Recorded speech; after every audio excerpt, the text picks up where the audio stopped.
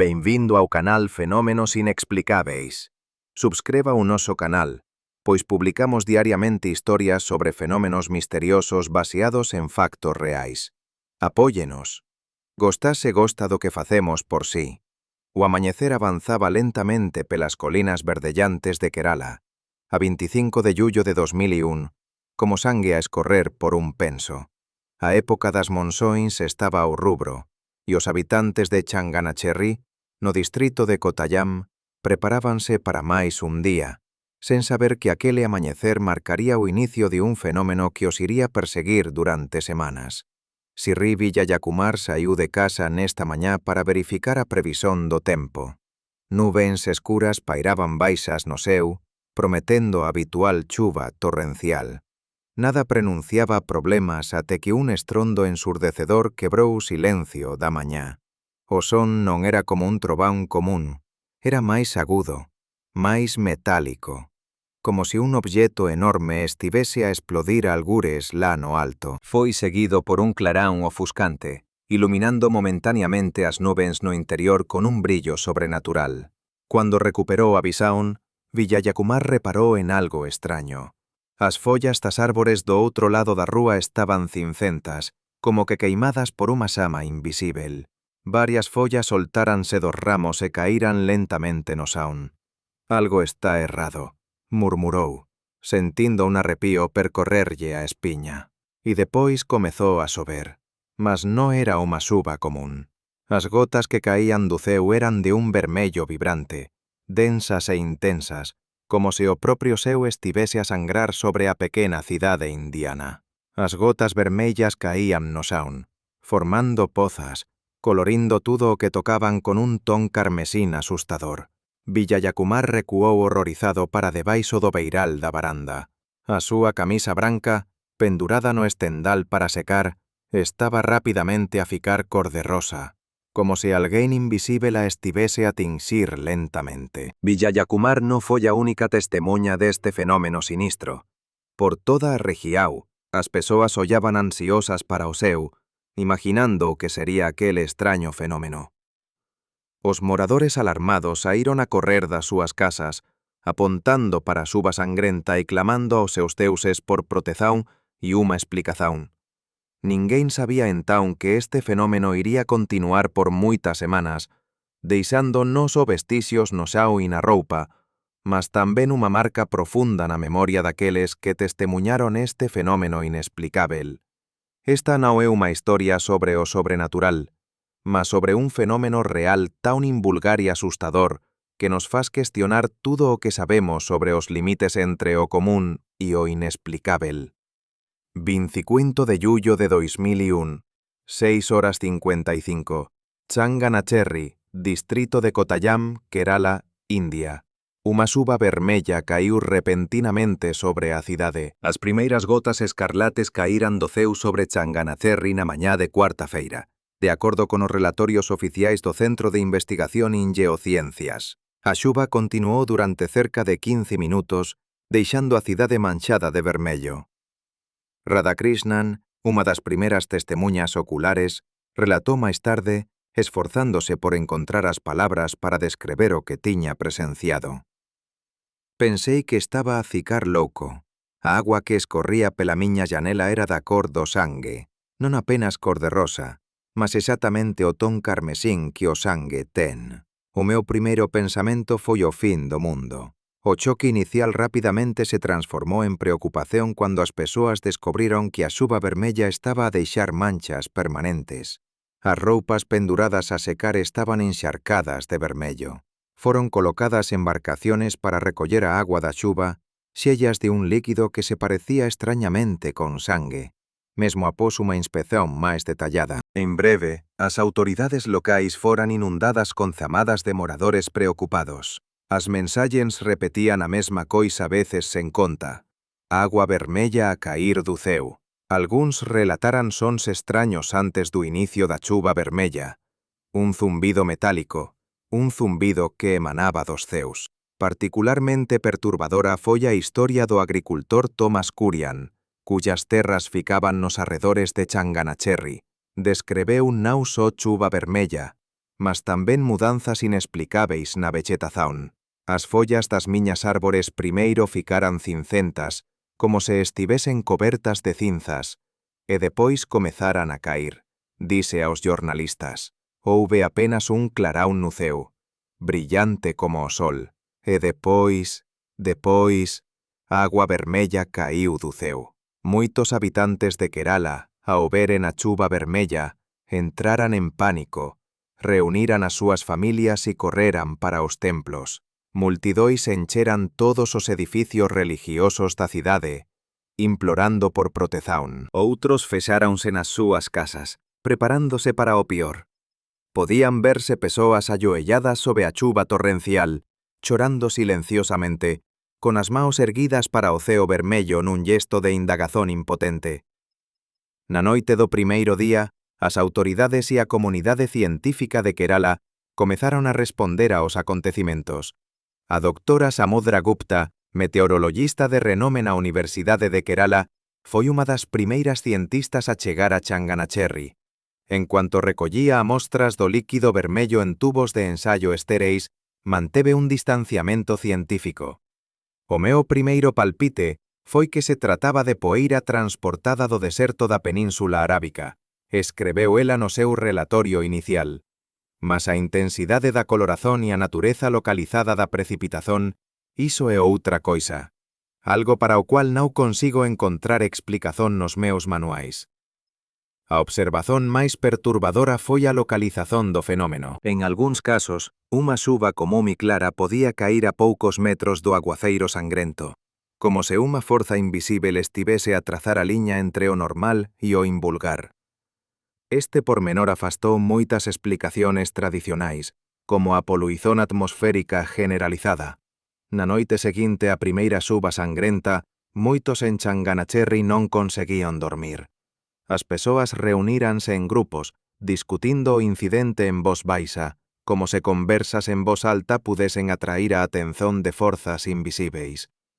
Moitos recusáranse a beber agua da torneira, temendo que o abastecimento de agua tamén estivese contaminado con a substancia vermella. No final do primeiro día, tornouse claro que algo de extraordinario tiña ocorrido, exixindo unha investigación científica detallada. Mas ninguén suspeitaba que aquele era apenas o inicio de un fenómeno que iría a asombrar Kerala durante quase 2 meses e dar orixen a unha infinidade de teorías, desde científicas a absolutamente fantásticas. 26 de julio a 5 de agosto de 2001. Varios distritos de Kerala.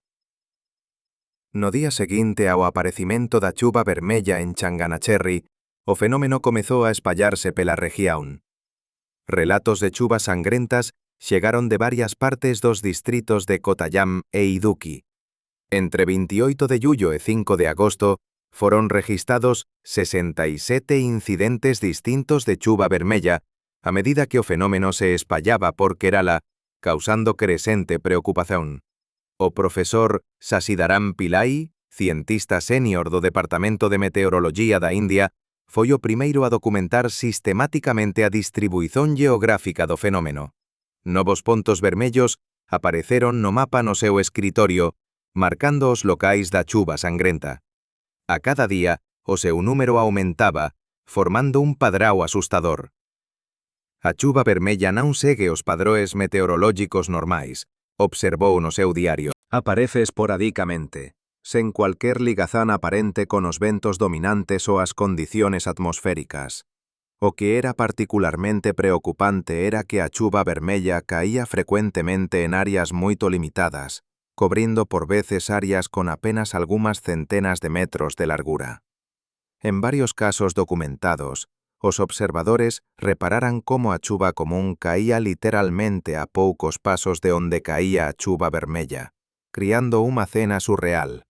Unha parte da aldea estaba bañada por agua da chuva común, en cuanto outra estaba encharcada por torrentes vermellas. Sanjay Kumar, un agricultor de unha aldea perto de Palai, descreveu a súa experiencia. Estaba parado á beira do meu campo cando comezou a chover.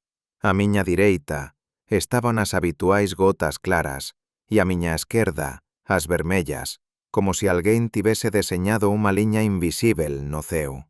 A fronteira estaba mesmo á miña frente. A cada nova ocorrencia de chuva vermella, a ansiedade pública aumentaba. As autoridades locais foron inundadas con pedidos de evacuación das áreas afetadas. As persoas abandonaron as súas casas, tentando escapar ao extraño fenómeno, mas encontrábanno frecuentemente a reaparecer en novos locais. Líderes religiosos de diversas crenzas ofereceron as súas interpretacións dos acontecimentos, invocando frecuentemente profecías apocalípticas. Igrellas enchían fiéis o tempo todo. O ar estaba carregado con o cheiro sufocante do incenso e do medo. Este é o castigo pelos nosos pecados, pregou un dos gurús locais. Os deuses choran lágrimas de sangue ao veren a nosa depravación. Só o arrependimento nos pode salvar. Un novo aspecto alarmanto foran os relatos de outras variacións de cor na chuva. Alén do vermello, algunhas testemunhas relataran chuva amarela, verde e até preta. A doutora Sandía Menon, química da Universidade de Cochín, registrou estes relatos. A variedade de cores pode indicar diferentes compostos químicos ou especies biológicas, escreveu nas súas notas. Mas que proceso natural poderá ter levado a tal fenómeno? E por que agora? O que mudou? Un dos incidentes máis alarmantes dese período foi un incidente na aldeia de El Amal, perto de Cotayam, no día 30 de jullo. Segundo os moradores locais, a chuva vermella foi acompañada pelo resecamento de varios pozos. Esta pode ter sido unha simples coincidencia, mas o momento levou moitos a especular sobre unha posíbel ligación. Ao mesmo tempo, surgiron novas fontes de agua na aldeia viciña de Badanapali, algo nunca antes visto. Estas coincidencias, embora pudesen ter explicacións geolóxicas naturais, asumiran unha connotación sinistra no contexto da chuva sangrenta. Entretanto, as análises científicas en curso sobre a agua da chuva vermella produciron resultados cada vez máis intrigantes. Os investigadores descubriron que cada mililitro de agua da chuva vermella contiña aproximadamente 9 millóns de partículas vermellas. Extrapolando estes dados para o volume total de chuva, os cientistas calcularon que pelo menos 50.000 kilos destas partículas caíran en Kerala. Deparámonos con un fenómeno sen precedentes, dice o Dr. Godfrey Louis, da Universidade Mahatma Gandhi, que pasou inúmeras horas ao microscopio. O volume de partículas vermellas é tan grande que os mecanismos tradicionais de transporte atmosférico non conseguen explicar a súa origen. A 5 de agosto, a reazón pública ao fenómeno evoluiu do pánico inicial para unha profunda preocupación. As persoas temían non só as consecuencias inmediatas da chuva vermella, mas tamén o que ela podería significar para a súa comprensión do mundo. Sob crecente presión pública, o goberno de Kerala solicitou asistencia ao goberno federal indiano na investigación do fenómeno.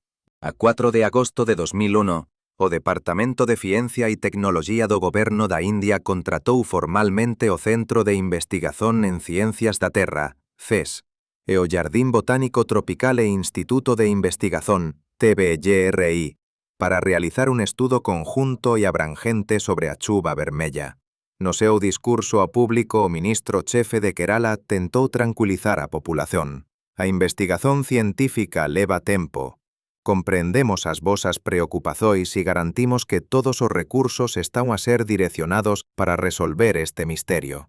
Entretanto, pedimos que eviten a exposición á chuva vermella e que comuniquen cuaisquer novos casos ás autoridades.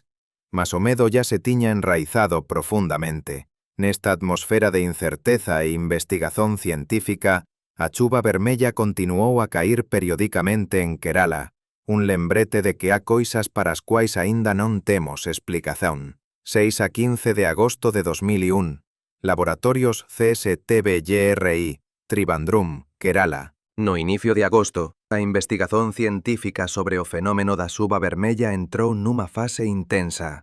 Os laboratorios do Centro de Investigación en Geociencias e do Jardín Botánico Tropical e Instituto de Investigación en Trivandrum tornáranse o epicentro de unha intensa investigación científica.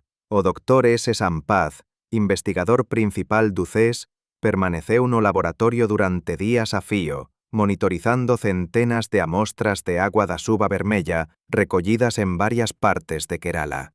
Utilizamos todos os equipamentos disponíveis, desde microscopios ópticos básicos a microscopios electrónicos e espectrómetros de masa, explicou ao seu asistente. Mas cuanto máis aprendemos, máis questões surgen.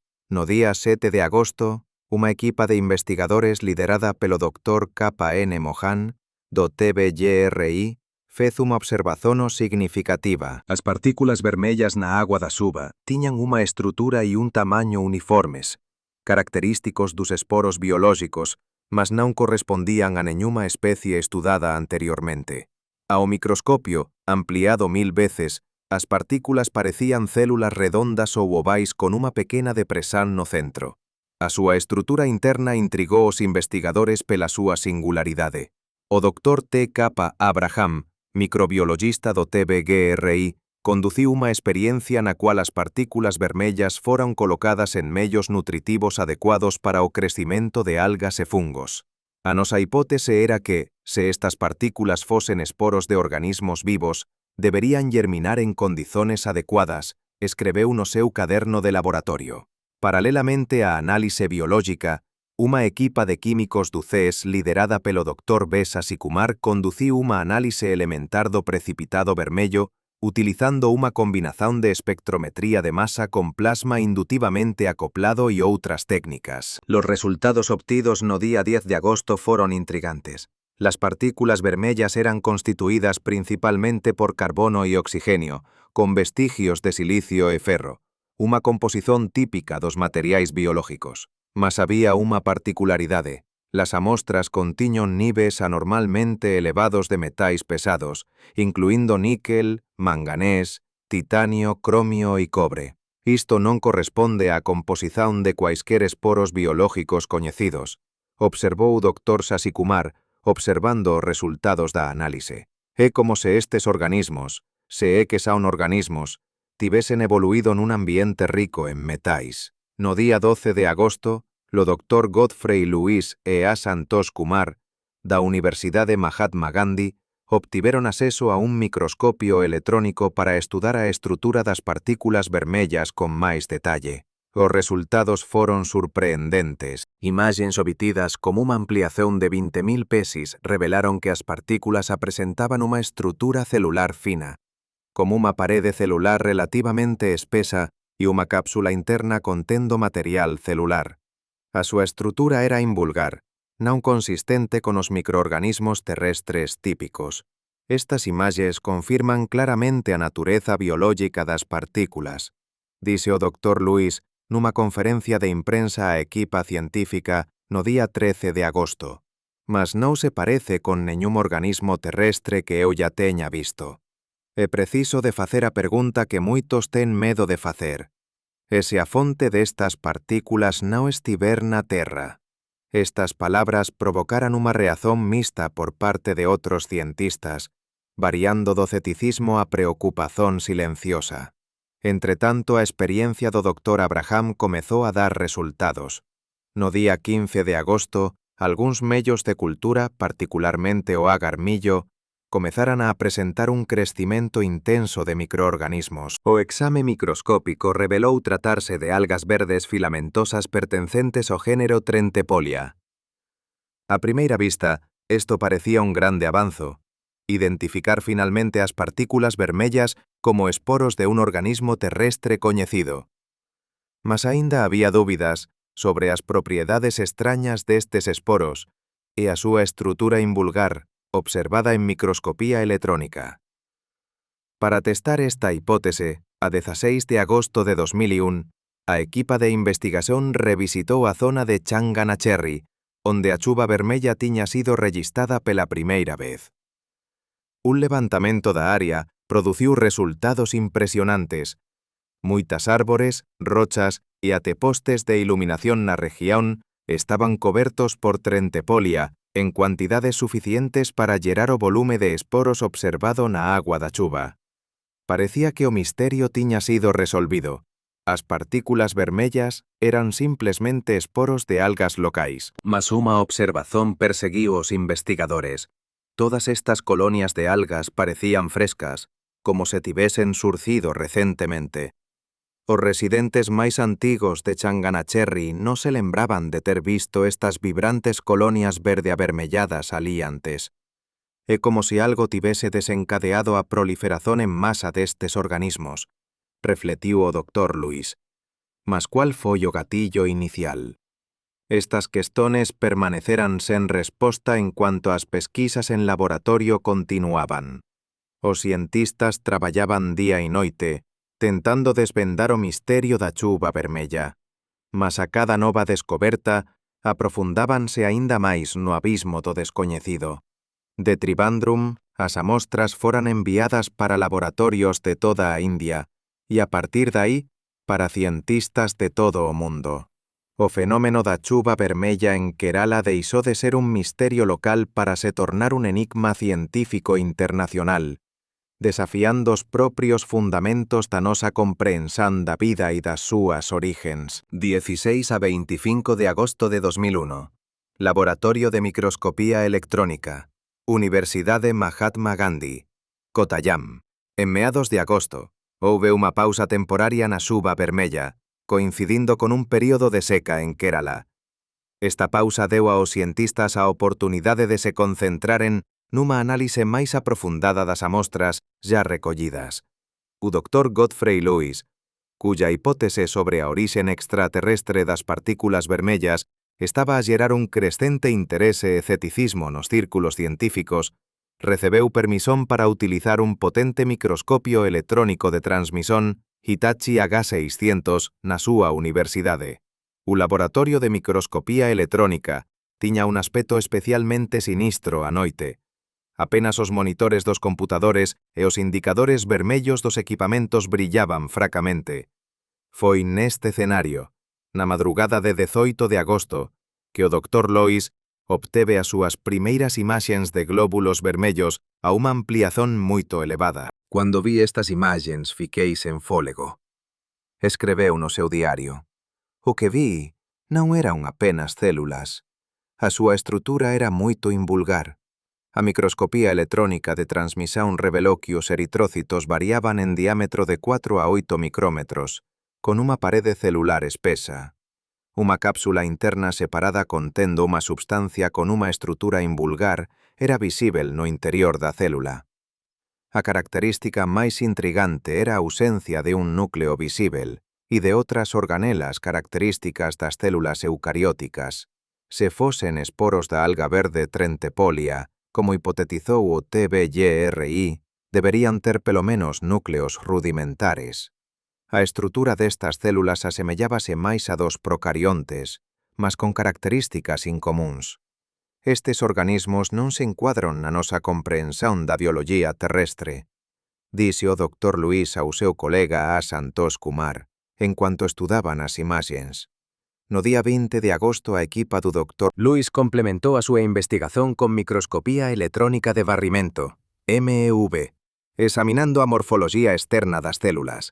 Imaxens obtidas con unha ampliación de 2000 pesis revelaron que a superficie exterior das partículas vermellas estaba revestida por unha fina camada de substancia semellante a muco. Paralelamente aos estudos microscópicos, a equipa do Dr. Lewis conduciu experiencias cultivando as partículas vermellas en varios ambientes e sob diferentes condicións. Os resultados foron contraditorios e intrigantes. Algunhas amostras apresentaran un crecimento de algas verdes, confirmando a conclusón do TBYRI de que os esporos pertencían ao género Trentepolia. No entanto, noutras amostras, particularmente nas armacenadas en condicións estéreis, as partículas apresentaran un comportamento invulgar. A 24 de agosto, a equipa pasou a realizar experiencias máis radicais, submetendo as partículas vermellas a condicións extremas. As amostras foron expostas a temperaturas até 300 graus Celsius durante varias horas, condiciones que destruirían cualquier microorganismo terrestre. Para súa sorpresa, moitas células mantiveron a súa integridade estrutural mesmo após este tratamento. Isto indicou unha extraordinaria resistencia ao calor, incomún en microorganismos terrestres coñecidos. Nenhum organismo coñecido na Terra consegue suportar temperaturas de 300 graus Celsius, escreveu o Dr. Louis. Estamos a asistir a un fenómeno biológico que contradís tudo o que sabemos sobre a vida na Terra. As tentativas de isolar e identificar o ADN das partículas vermellas utilizando métodos padrão de coloración e amplificación por PCR produciran resultados inconclusivos. O ADN foi detectado en algunhas amostras, mas a súa estrutura era incomún. Os nosos estudos preliminares non encontraron evidencias claras de ADN padrão nestas células, escreveu o Dr. Louis. Se forem organismos vivos, podem utilizar mecanismos bioquímicos diferentes para armacenar e transmitir información genética.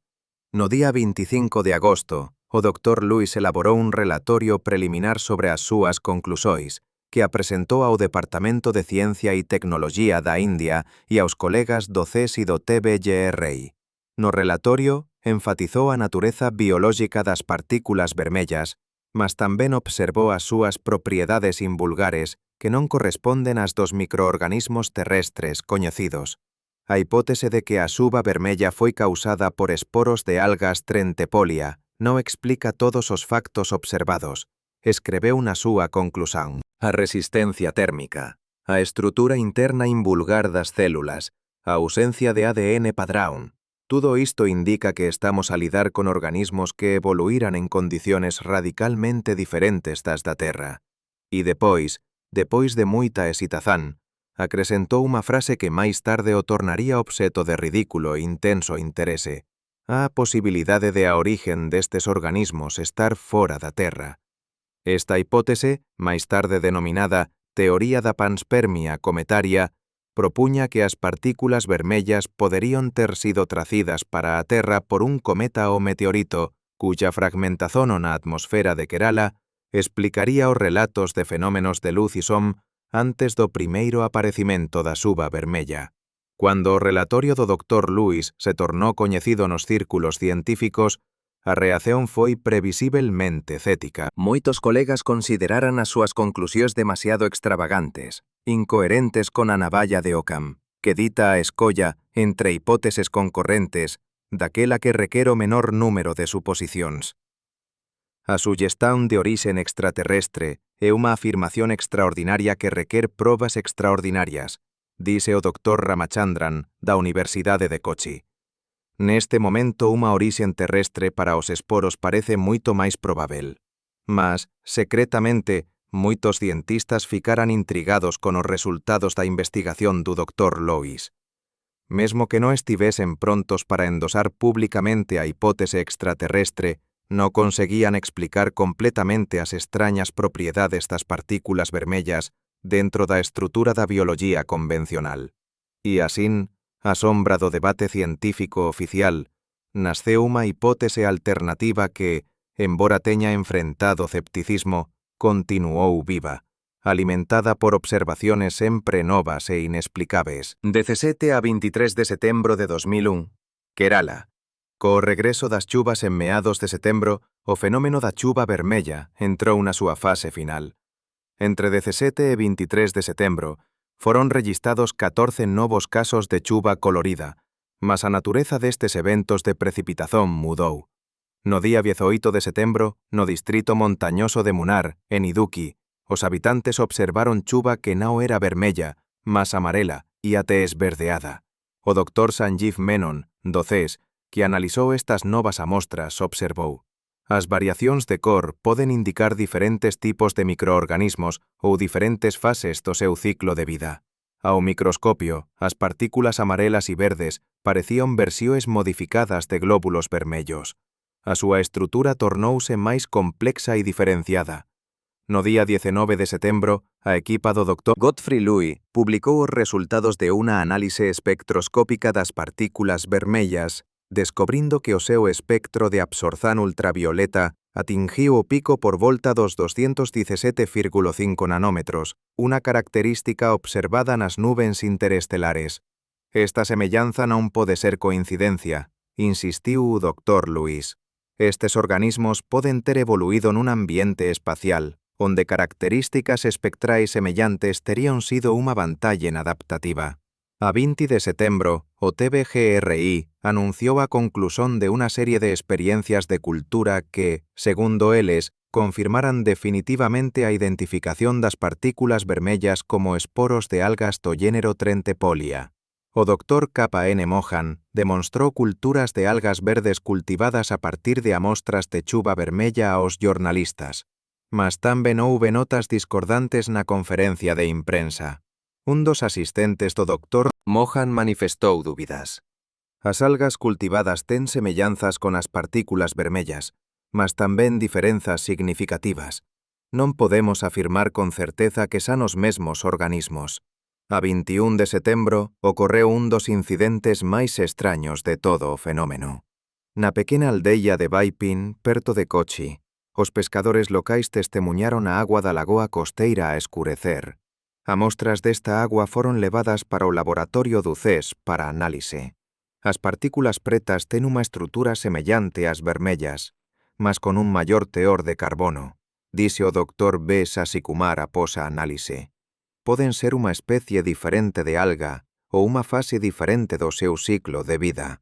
A 22 de setembro, o Departamento Meteorolóxico da India emitiu un comunicado prevendo unha alteración dos padróns climáticos en Kerala, como unha probável redución das chuvas nas próximas semanas. Isto gerou esperanzas de que o misterioso fenómeno da chuva vermella pudese acabar con o fin da estación das monzóns. Mas algúns cientistas temían que a cesazón da precipitación vermella non significase o fin do fenómeno. Se as partículas vermellas fosen de facto esporos ou outros organismos biolóxicos, ya se poderían ter espallado pelo ambiente e continuado o seu ciclo de vida independentemente das condicións climáticas. A 23 de setembro de 2001, o último caso documentado de chuva vermella deste período foi rexistrado no distrito de Pathanamthitta. Testemuñas descreveran unha chuva torrencial breve e intensa, con a duración de cerca de 5 minutos. Con esta última aparición, o fenómeno da chuva vermella en Kerala ficou para a historia, deixando non só millares de amostras en laboratorios científicos, mas tamén unha marca profunda na consciencia de quen o viveu. Para a maioría das persoas, era simplesmente un fenómeno natural extraño e inexplicável, e acabaría por ser esquecido ou se tornaría unha lenda local. Mas para os cientistas que estudaran o fenómeno, e para moitos residentes de Kerala que experienciaran a chuva vermella na primeira persoa, houve a sensazón de que tiñan testemuñado algo moito máis significativo do que apenas un fenómeno meteorolóxico invulgar. 2003-2012. Centros de investigación en todo o mundo e novos casos en Kerala. Con o fin do fenómeno da chuva vermella en 2001, a investigación científica sobre a súa natureza non cesou, mas entrou nunha nova fase.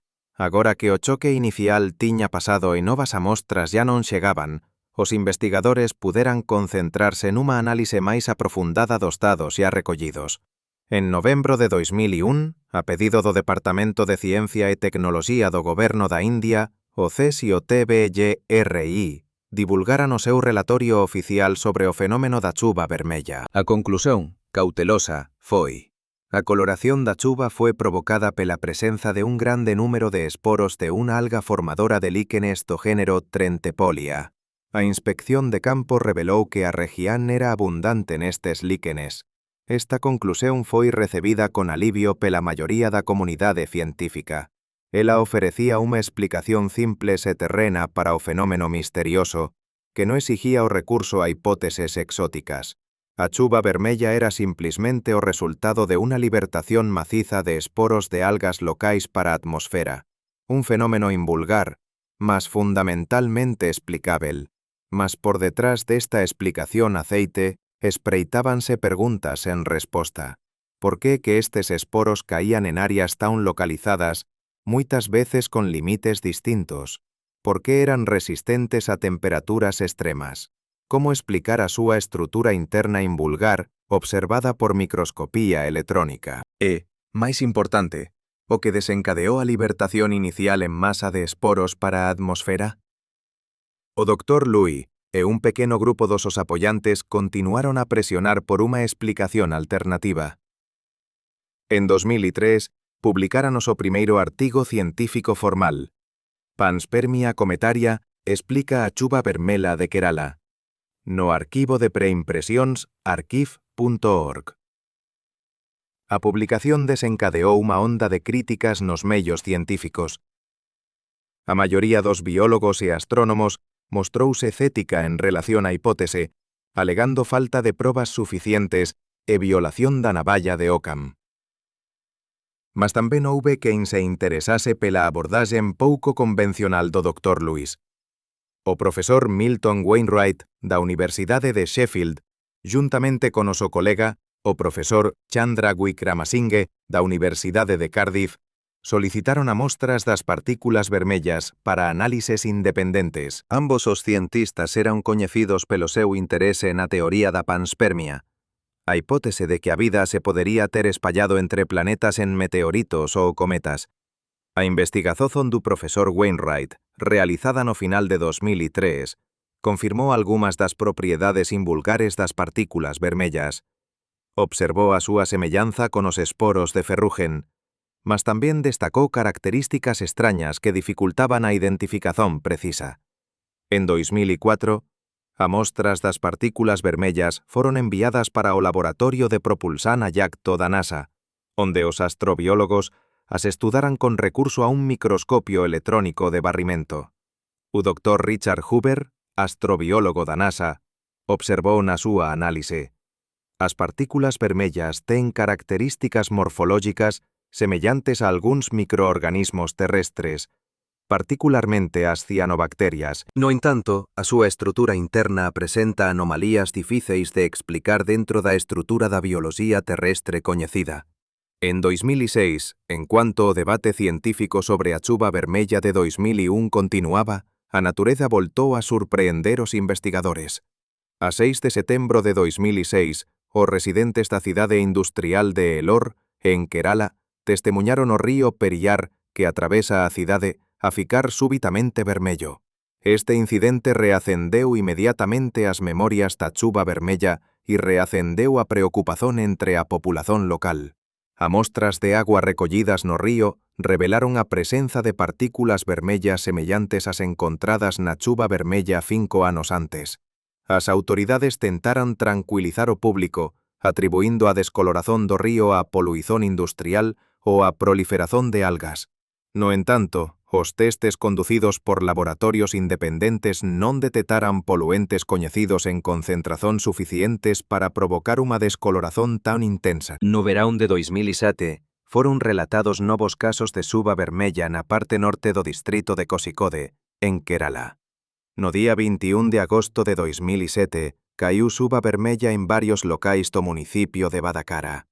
A recorrencia do fenómeno de chuva vermella en intervalos de varios anos indica a existencia de un mecanismo natural regular. Observou o Dr. Radhakrishnan, do Centro de Desenvolvimento e Gestión dos Recursos Hídricos. Mas a natureza deste mecanismo permanece un misterio. En 2010, ocorreu un grande avanzo na caracterización molecular das partículas vermellas.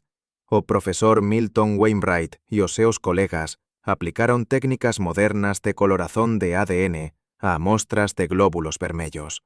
Os seus resultados, publicados no International Journal of Astrobiology, confirmaron a presenza de ADN nas partículas vermellas, contradicendo algunhas das afirmaciones anteriores do Dr. Lewis sobre a posíbel ausencia de ADN padrón nestas células. No entanto, esta descoberta non encerrou o debate. O Dr. Lewis salientou que a presenza de ADN non descarta unha origen extraterrestre, desde que os mecanismos bioquímicos básicos da vida sexan universais en todo o universo. En 2011, o Dr. Lewis e os seus colegas apresentaron tal vez os resultados máis controversos da súa investigación.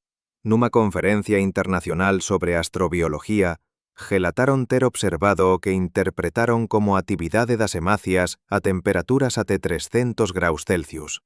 A confirmárense estes resultados, poderán ter implicacións revolucionarias para a biología, unha vez que ningún organismo terrestre coñecido é capaz de actividade a temperaturas tan extremas. O limite superior de temperatura para a vida na Terra, establecido para as arqueillas hipertermófilas, é de aproximadamente 122 graus Celsius. En 2012, O fenómeno da suba vermella resurgiu en Kerala, proporcionando aos investigadores unha nova oportunidade para recoller e analizar novas amostras. Foran registradas subas vermellas en varios distritos do estado en xuño de 2012. Este novo caso de chuva vermella atraíu a atenzado non só dos cientistas indianos, mas tamén das organizaciones internacionales de investigación. Amostras da agua vermella foran enviadas para laboratorios de todo o mundo para análises abrangentes. O que foi particularmente interesante foi que, desta vez, foi registrada chuva vermella non só en Kerala, mas tamén no viciño Sri Lanka. De 15 de novembro a 27 de decembro de 2012, a precipitación encolorida caíu nas provincias do leste e centro-norte da illa. A expansión geográfica do fenómeno suxere a posibilidade de un mecanismo regional, en vez de estritamente local, observou o Dr. Sampath, do CES. Isto levanta novas cuestiones sobre a origen e a distribuición das partículas vermellas. Asín, durante máis de unha década após o primeiro aparecimento da chuva vermella en Kerala, o fenómeno continuou a suscitar debates científicos e a reaparecer periódicamente sob novas formas. Cada nova ocorrencia de suba vermella tracía novos dados, mas tamén novas questões, aprofundando o misterio en vez de o resolver. Veis 2013-2015. Investigación final e descobertas interdisciplinares.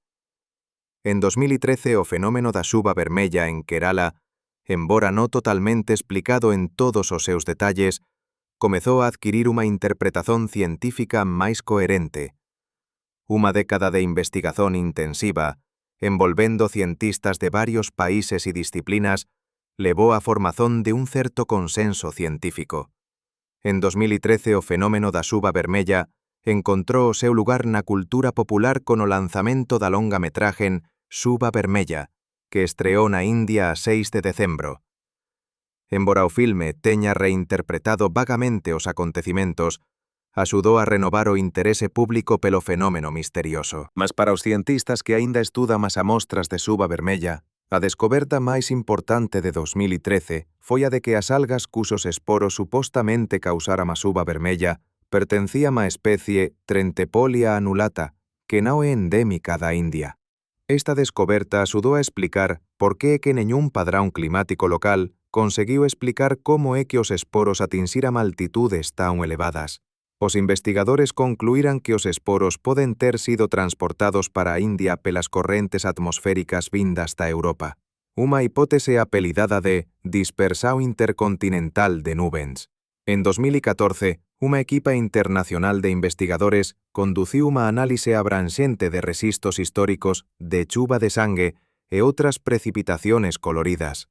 O Dr. Patrick McCafferty, da Queen's University Belfast, analizou 80 relatos de suba vermella, 20 referencias a lagos e ríos que se tornaran vermello sangue e 68 exemplos de outros fenómenos semellantes. De acordo con a súa análise, 60 destes eventos, ou 36%, estaban asociados á actividade meteórica ou cometaria. Esta observación sugeriu unha posibilidade intrigante. Embora as partículas vermellas pudesen ter origen terrestre, o seu aparecimento en masa na atmosfera podería ter sido desencadeado por eventos cósmicos. A suba vermella en Kerala encuádrase nun padrano histórico, escreveu o Dr. McCafferty. Os relatos de unha explosado atmosférica inmediatamente anterior á suba vermella encuádranse nun padrón familiar observado nos resistos históricos.